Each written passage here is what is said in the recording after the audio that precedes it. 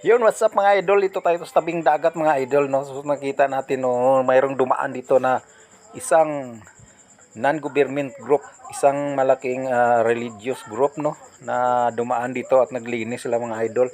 Nakita nyo naman, no, sobrang galing po nila maglinis dito sa tabing dagat mga idol. Lahat po ng basura dinala nila, yung mga dahon ay iniwan, mga kahoy. Yan, no, kita mo yung lugar na yan mga idol. Sobrang daming basura po dyan mga idol. Halos di na makita yung tubig dyan. Yan. So ngayon sobrang linis na mga idol.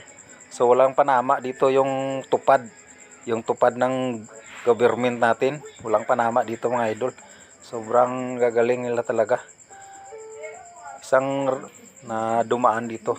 Sa mga nakakaalam nito, yung kulay po ng damit nila ay violet. Yan. Sa mga nakakaalam, mag-comment down below kayo mga idol. So hindi ko na lang sila binidyohan kanila kasi nasa private kasi sila, baka magalit sila sa akin, no. Sobrang galing talaga nila maglinis mga idol. Walang panama dito yung tupad na yan mga idol. Sa sobrang galing nila maglinis. Talagang inaano nila yung kalinisan talaga mga idol. Yung tupad, wala talagang panama dito yan.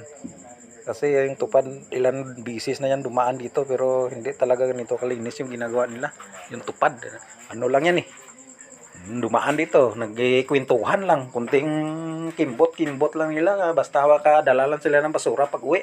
Okay na yun. Pero sila, talagang nilinis talaga nila. Oh. Kita mo yung kalinisan. Oh. Diba? Yung tupad, walang panama dito mga idol.